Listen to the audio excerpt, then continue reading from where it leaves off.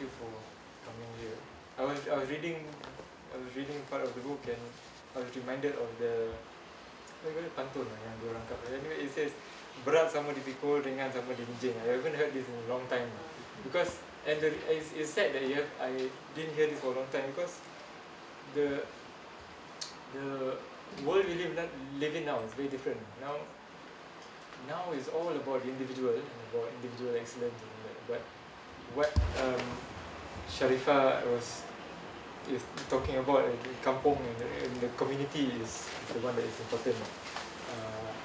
And I suppose you want to yeah, can you sit down? Good evening, everyone. I think I'll begin with reading maybe a few excerpts. The first one I'll probably talk about is a brief introduction, is how the project started. It's just a few words. Okay, in the last years of the kampung's existence, before all of them would make way for the massive urban renewal plan, an ex-college mate contacted me with an idea to catch the last memories of kampungs. We walked to different kampungs, catching people's memories and images before the world changed for them. He took the photographs while I penned down informal recollections. My college mate was Chinese and I was Malay.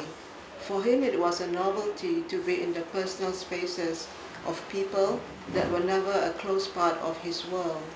For me, it was a look back to the kampung life that I had left behind earlier in my life, and a realization that the world that I grew up in was coming to a close.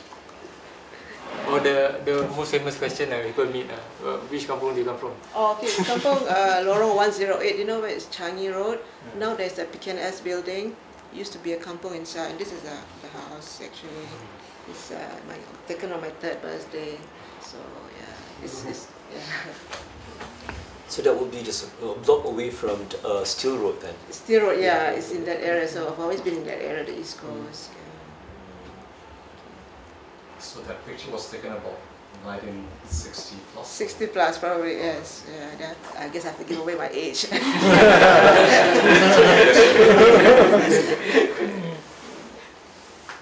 And that kampung was there for how long? Not too long, because I knew, I did write here that when I was 12 it was demolished. So that experience did made a big impression on me. That section was quite important. Maybe you want to read that line? Yeah, let me find it. First few pages. Yeah, first pages. So this is the introduction of my book. October 1985. That Saturday was as peaceful as any other day in Kampung Padang Tobacco. Haji Salim Rais woke up to the chirping of birds in his garden, but his back ached a little from sleeping on a mat on the floor. His bed, along with other possessions, which had once filled his spacious house, had been sent to his new flat in Tampines.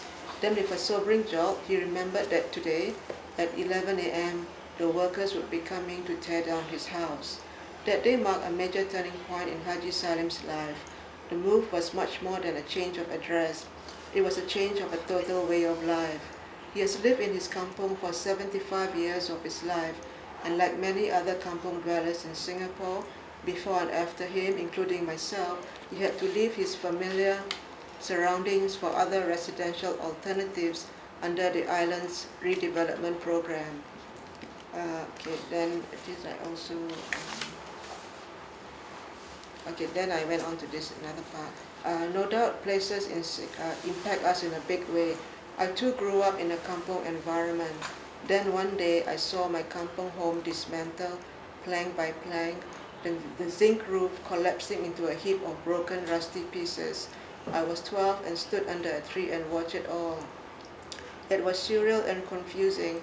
How could our home, where once it had stood firm and strong, sheltering all of us, become this strange self so easily? Like Haji Salim, I knew I was witnessing something that would bring a major change in my life, though I could not really pinpoint what it was. How did you remember how it was that the whole kampung was demolished? No, it was only our house, because you know at that time, like people didn't know how to get a title and everything. Actually, we owned the land, but because some family they didn't get a title and all that, so we lost the land. So it's pretty sad, actually. Yeah. lost the land to the government. Because we didn't have proper documentation, so we had to give it up for some reason. Oh, okay. You have presented it in an English language, although it's a Malay culture. So part of it is missing to me, basically. So if the language, I mean, we have now Bulan Bahasa. When you look around, you seldom hear. You only see it in the film, the movies from the committee of Bulan Bahasa, and when you ask them also, automatically you speak English. Even if you look at the movies, you can see also, when it's not official, then it's English. So the question which I've asked you actually is actually, we do not have our pride. We say it, yes, we have, but we do not. I'm not too sure. I mean, these are our younger people. I'm probably one of the oldest here. For me, when I was growing up, I read a lot of Joyce, James Joyce. So the thing is, how did he manage it somehow rather to write in English, but to maintain that center core in exile, coming out with these works that is so Irish in his element, right? I mean, the Irish in the sense are in the worst of situation because they lost their language totally. I mean, you wrote that in English. You think that you present your feeling 100% as what you have probably felt if you have written in Malay? I went to English school all the way up to university, so I think I think better. Yeah. I did composition in English most of the time. I mean, Karangan Malay was only 1 hour a day, right? So English was like every day, and my composition was my favorite topic. So after that, I continued writing. I worked for a newspaper I worked for a magazine in Singapore. I worked for an English newspaper in Malaysia. So my craft has always been in English. So I have to do what I'm good at. I think I'm better in English than in Malay, so I concentrate on English. But yeah. I think most of us have that issue. But the thing is that I'm sure, there's a lot of things which you cannot. I've tried. I tell you, I mean, in the last 6-7 months, I've been writing also for myself, not for anybody. And probably I will tell you, I've stayed for the last 30 years in Germany, so I speak also German. I speak English, German, and Malay also, right? And I try to, if I want to express my feeling, my very hard feeling, I think my mother tongue is Malay. I can express it much more stronger than English or German. And probably because, I'm not too sure, there are a lot of Malay culture or words which you cannot put one-to-one meaning into English or German. Will never. I mean, if you've let's say look at the French, or let's say you look at the Eskimos, just very extreme end, you cannot describe the snow in English language. It's impossible, basically, because different words give you, different terms give you the feeling or the expression or the atmosphere which you cannot put in English with just one word. Yeah. I think in the Malay culture, historically the kampung vibe is a very communal living. So there's no such word as private in Malay, So privacy and private, we don't have, because it's a very alien concept. So yeah, I get what you mean. It's along the same line.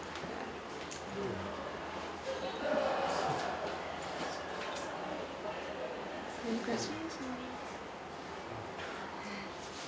But I think that there's a sense of that also, because in her book she peppered it with a lot of Malay words. Obviously, as you say, some things can only hit home when it's in Malay. Pantun also. Yeah, exactly. You can translate pantun in English or other language. You will never hit the real. I mean, there's some. I've read some books written by Malaysian authors.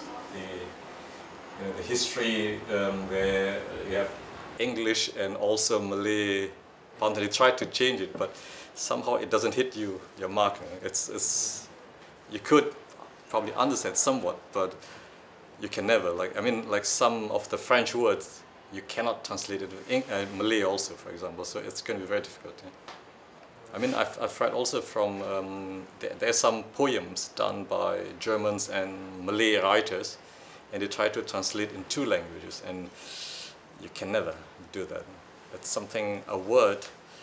That's why we say it a lot in Arabic language. You don't mostly you do not translate it into Malay because for some reason or other, because the meaning is much deeper in Arabic language than in Malay, for example, I suppose. I suppose you're right. I agree with your point, but at the same time, I think if you want more people, you want to share your work, so it's okay. I think if you can find a good translation and you translate, you can share it with more people. After, if you're a writer, what you want is to share your work. So translation is a way that you can share with more people. Especially now you can share with a lot of other people all over the world. You just put it on your blog and it gets read by thousands of, hundreds of people. That's my point.